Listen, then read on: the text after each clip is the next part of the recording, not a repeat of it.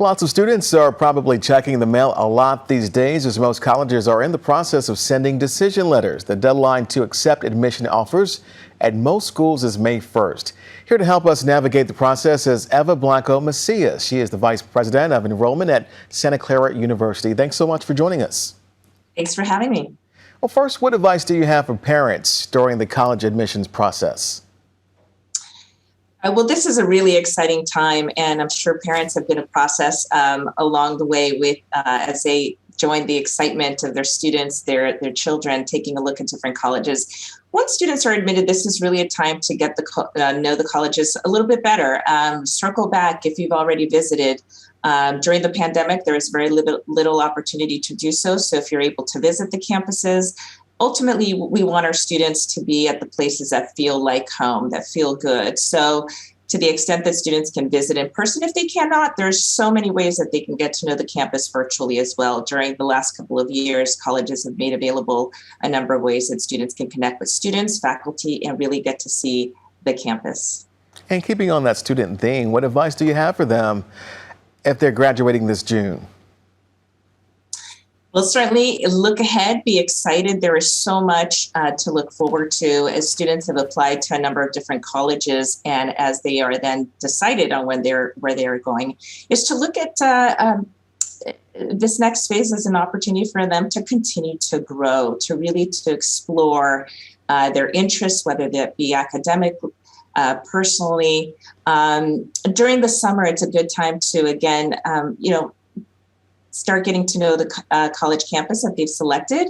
Start making networks. It's not, very often these colleges make available opportunities for students to meet other students, other families, and start engaging with the campus community. And it's a good way to just start preparing and making friends, because the next 4 years will be certainly very exciting. And to the extent that students are able to get acquainted with their home for the next 4 years will be really helpful to them. And can you take the time as well to explain the difference between R1 schools like Stanford and UC Berkeley and R2 schools like SF State and Santa Clara? Some of the research institutions like Berkeley and Stanford might be larger campuses, have a great degree and number of majors. I think it really comes down to kind of the feel of the campuses. A place like Santa Clara, for example, has a number of different great academic offerings across different units, arts and sciences, business, engineering.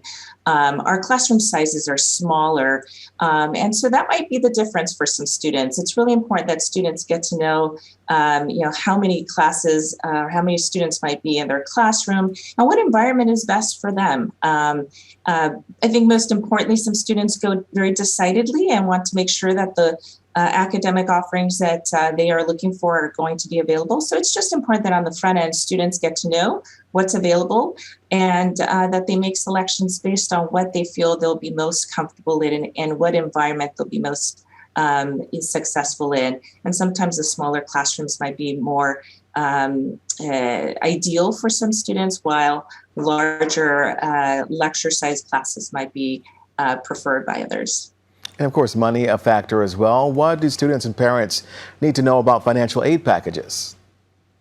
Well, it is really important for families to know what finances and the cost of attending college will be for them.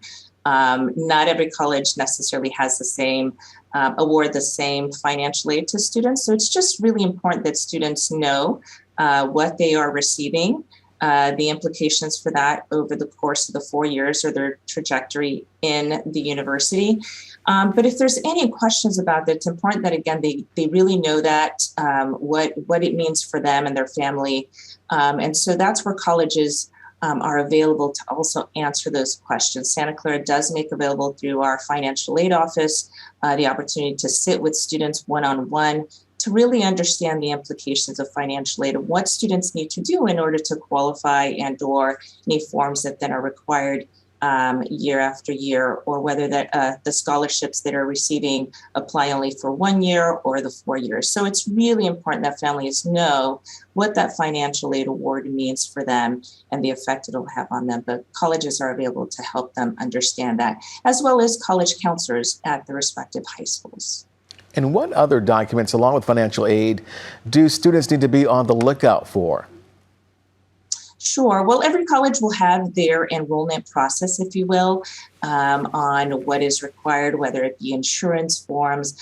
I would say that the other thing that's really, especially for those students who are considering going away to college, where they'll be living away from home, it's important to know and understand housing options. And so very often colleges will have those processes with forms to fill out, everything from roommate compatibility forms to registration and deposits that may be necessary ahead of time. For those that might have some limitations on housing, again, there might be sort of a deadline or timeline. So it's just important that students know all the steps they need to take in order to complete their enrollment, and that they're all set up to be a part of all those necessary steps and the activities that precede that, whether it be an orientation over the summer or leading up into the school year. Yeah, definitely have a checklist.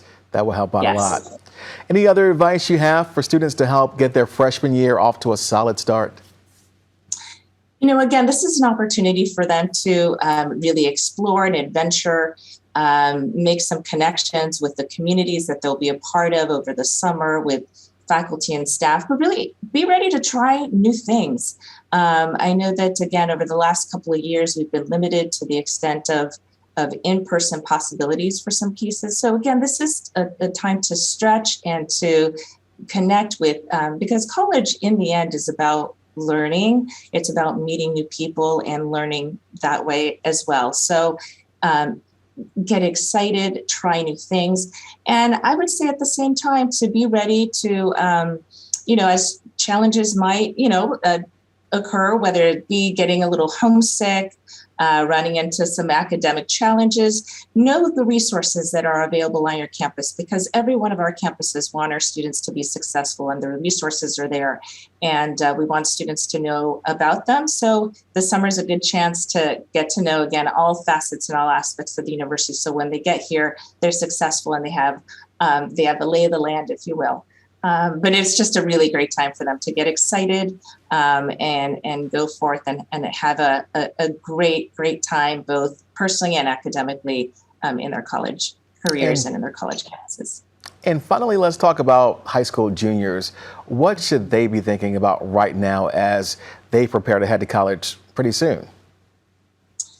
Yes, so this is a good time for them to start gathering up perhaps a list of colleges that might be ones that they're interested in. At this time, perhaps they can begin thinking about their academic interests and any absolutes, right? Things that they know that they want to look into. They want to go away to college on the East Coast. Do they want to stay coastal? Do they, and then just start looking at the vast variety of colleges across the country. If they are taking any vacations, if they are taking any trips, they might intentionally want to take a look at colleges. It's just a good time to do it without so much pressure, right? Is to just take the time to do it, and whether it's a campus that then they step foot on and decide this feels right, it feels good, I'm going to apply to it, and or equally one that just doesn't seem like a good fit. Students are learning about themselves, they're learning about what they're liking, what they're oriented towards, and that's a really great process to begin now. Online provides so many opportunities for that as well. So it's not necessary to necessarily travel in person. Over again, the last couple of years, there's a lot of virtual options, virtual tours, as well as conversations could be had again with students, professors, and faculties to really get to know the campuses. So it's just a great way now for students to begin to explore, so that by the time they get to their senior year, they have a better sense of what they're looking for and where they will be applying. Thank you so much for this information. This will certainly help lots of parents and students out there. We appreciate your time.